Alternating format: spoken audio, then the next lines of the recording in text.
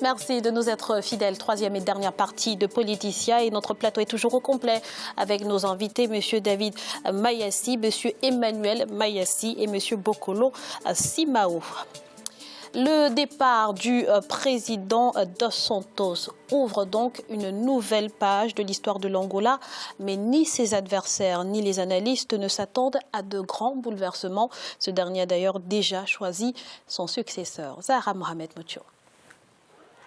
L'annonce le 2 décembre 2016 de la retraite du chef de l'État pose désormais la question de sa succession. Qui pour succéder au président angolais José Eduardo Dos Santos?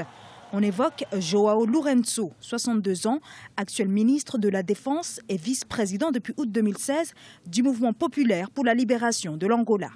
Le comité central du mouvement populaire pour la libération de l'Angola a approuvé le nom du candidat João Lourenço en tête de la liste pour les élections du mois d'août. A déclaré ce vendredi 3 février le chef de l'État sortant.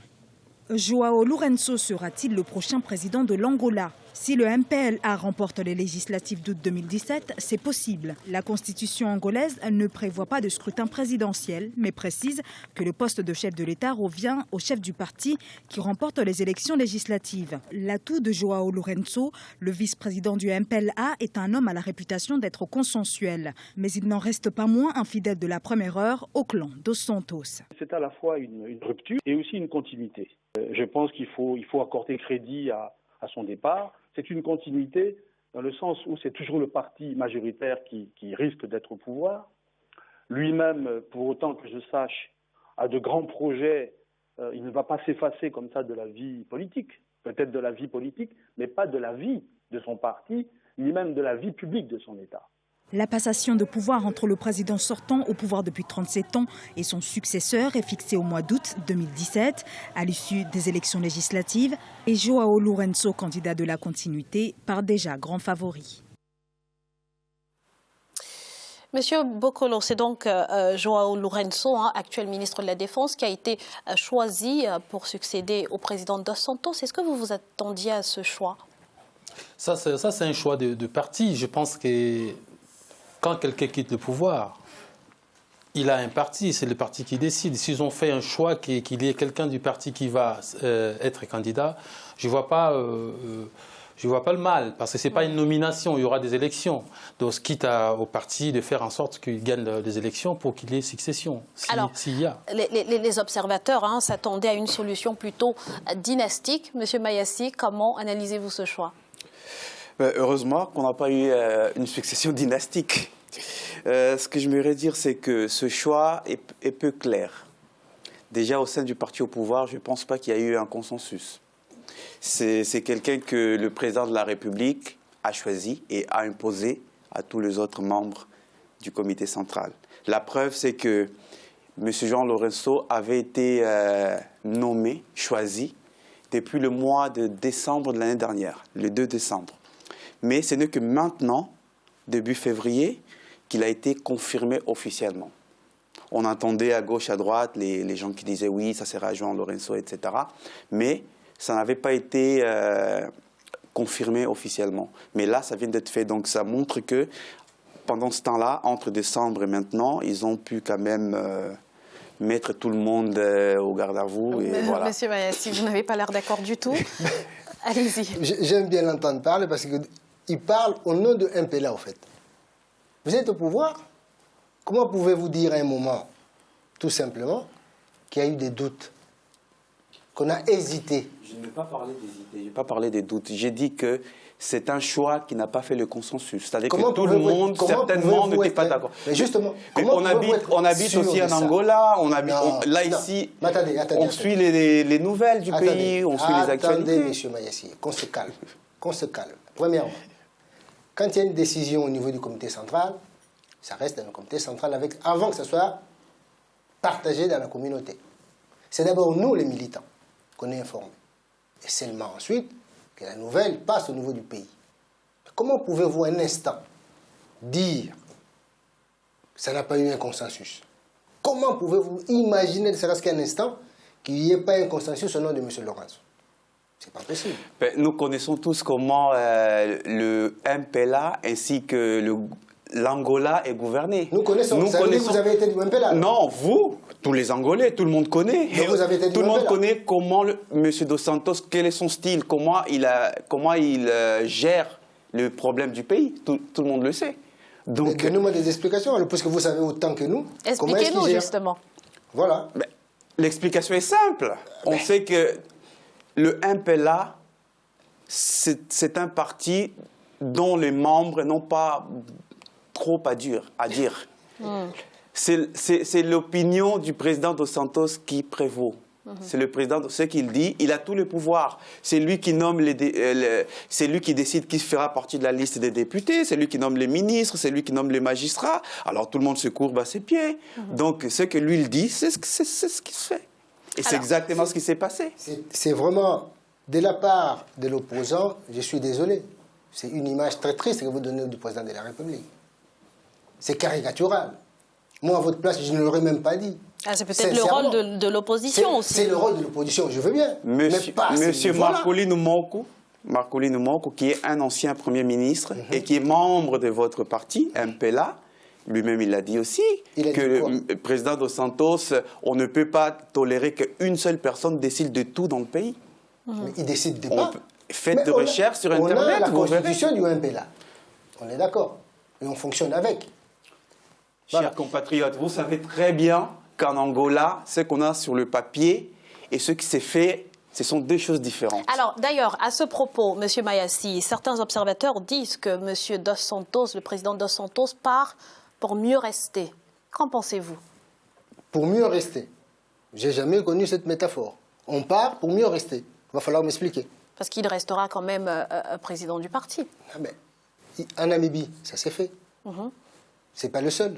Et sauf nous, on est en Angola. Ben, on ne va pas suivre les mauvais exemples. C'est pas une question de mauvais exemples. Poutine l'a fait.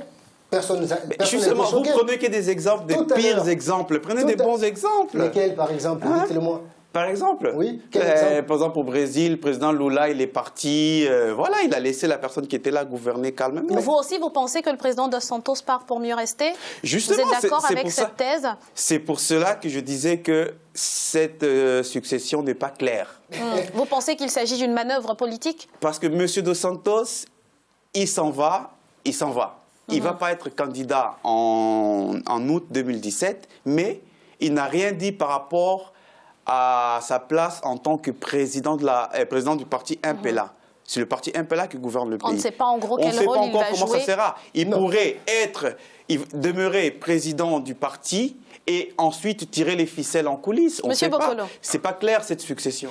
Enfin, je ne sais pas. On va choisir quelqu'un, mais... Non, je ne sais pas où nous avons besoin de la démocratie, de la construire, où nous disons qu'on va éliminer tous les vieux, les anciens partent et les jeunes viennent prendre les places.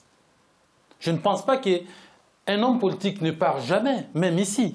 Ah, vous pensez qu'il a raison de rester? Il a raison de rester. En tout cas, dans les coulisses. Bien sûr. Il n'aura pas la place du président de la République, mais il sera quand même actif dans le parti. Il sera quand même aux affaires. Où est le problème? On ne peut pas tout archiver. Non, pas les affaires, mais on parle du parti. Et même quand on parle du parti, même au Casacé ou autre, je n'aimerais pas que le leader du Casacé quitte parce que c'est Manuel qui prend la place ou quelqu'un d'autre qui prend la place et lui reste en retrait. Non. Donc il n'y a pas véritablement de rupture. Non, rupture, il n'est pas président de la République. On a besoin de récupérer MPLA ou on a besoin de récupérer la présidence de la République. Nous devons savoir de quoi on parle, normalement. Si on veut parler de la démocratie, nous devons faire fonctionner nos partis. Non, mais si M. Dos Santos, c'est-à-dire laisse la place du président à quelqu'un d'autre, pour ensuite être dans les coulisses et tirer les ficelles, c'est-à-dire que les choses n'ont pas changé. Non, mais ça,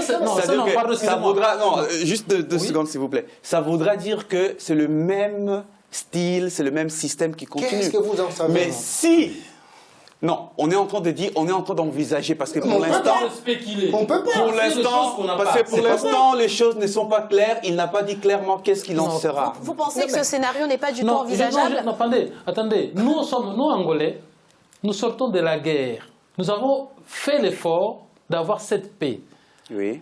Excuse-moi, je pense que nous devons arrêter de spéculer sur l'avenir qu'on n'a pas. Non, là on ne parle pas de la Non, paix, c'est là on vraiment parle la de la spéculation. succession. Qu'est-ce qu'il va, la faire succession. quand il sera là, il va tirer des ficelles. C'est ça que vous... Donc il doit se taire. Quand il quitte le président de la République, il reste chez lui en train d'écrire des bouquins. Non, ce n'est pas ce qu'on est en train de dire. Mais c'est ça, non? Il a fallu éclaircir les choses. Donc, vous avez besoin... Laissez-moi vous expliquer. Attendez-moi.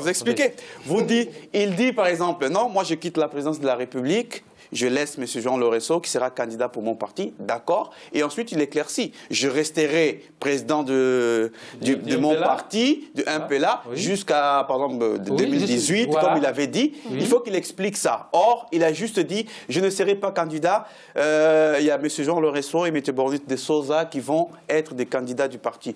Après, le reste, il n'a rien dit, donc les gens spéculent. C'est normal que les gens spéculent. Attendez, je suis convaincu, vous venez de le dire tout à l'heure, le président avait dit, 2018, il laisse la vie politique. Et après, il a changé. Il a changé en quoi? Il n'a rien changé du tout. Il n'est pas candidat. Mais s'il part avant, c'est-à-dire qu'il a changé? Non. S'il part plus en 2018, c'est-à-dire que... Il partira en 2018, comme il a dit. Et c'est un homme de parole, il faut le croire. La preuve, il a laissé le pouvoir sans ambiguïté, sans guerre, sans conflit. Est-ce que vous pensez justement, messieurs, que cette succession se fera sans heurts? Heureusement. Heureusement. Parce qu'il ne faut pas oublier de nouvel an. Moi, je ne parlais pas de la succession. C'est une transition que nous devons construire tous ensemble, je pense. C'est la meilleure des choses. Parce que ça aurait été, si vous parlez de la succession... Succession dans le sens où ce sera le remplaçant du président Santos. Non, où il n'y aura pas d'élection. S'il n'y a pas d'élection, on prend la succession, on met le monsieur Jean Lorenço. Mais il n'y a pas eu d'élection dans le choix de monsieur Jean Lorenço.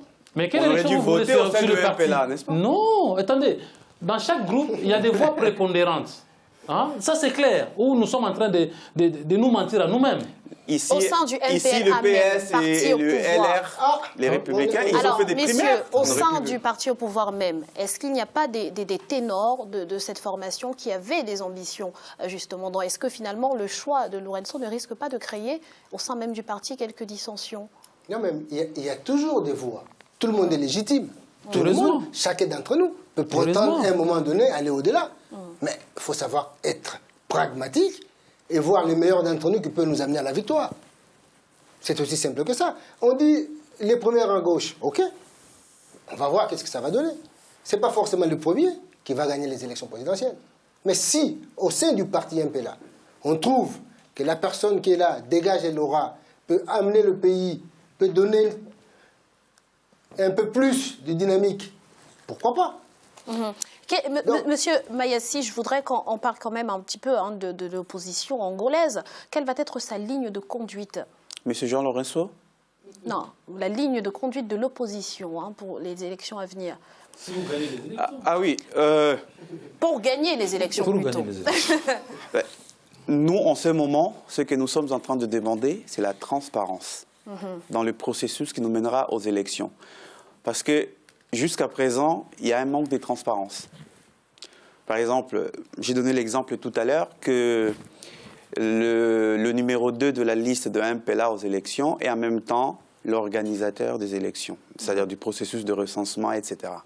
Donc ça, c'est pas normal. Est-ce qu'il est seul à organiser les élections À présidentielles? part ça, nous avons un organe qui s'appelle Commission nationale électorale. Oui. La Constitution dit que c'est cet organe-là qui devait organiser tout ce qui a un lien avec les élections. Mais parlons un petit peu, parce qu'il nous reste très peu de temps, je voudrais qu'on parle un petit peu de l'opposition même. Cette opposition qui est restée longtemps inaudible, a-t-elle aujourd'hui un leader charismatique capable de porter sa voix? Non, quand vous dites opposition inaudible, moi je ne suis pas tout à fait d'accord. Parce que l'opposition fait son travail, mais en Angola, ce n'est pas facile d'être parti d'opposition. Parce que le système, il est vraiment verrouillé.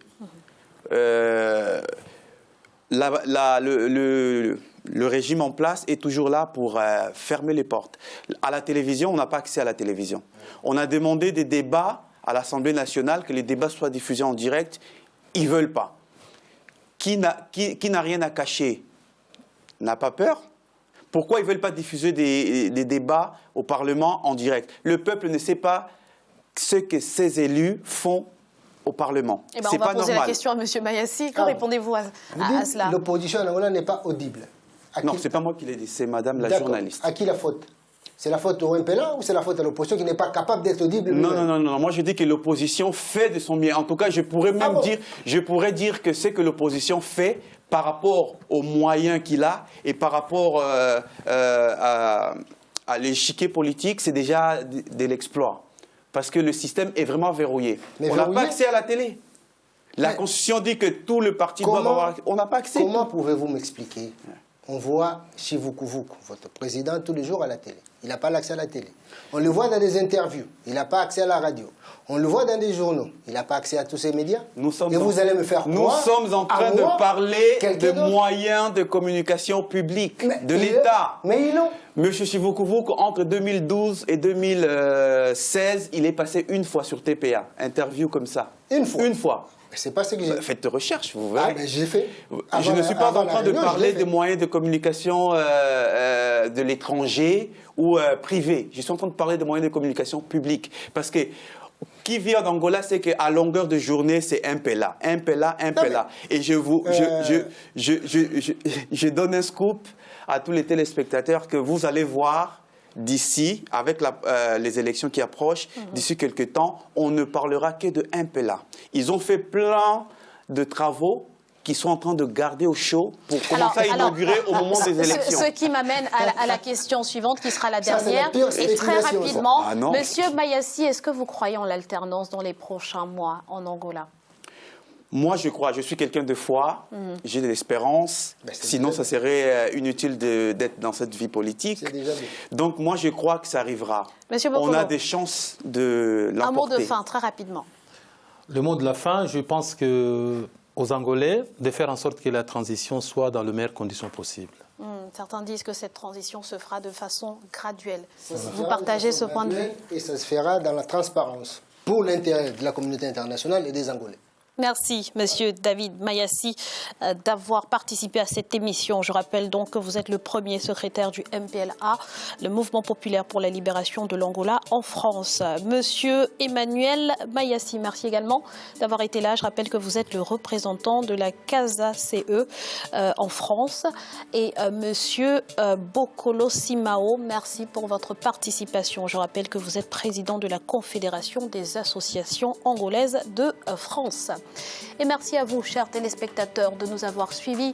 Restez sur Africa 24 dans quelques instants, le journal de la rédaction.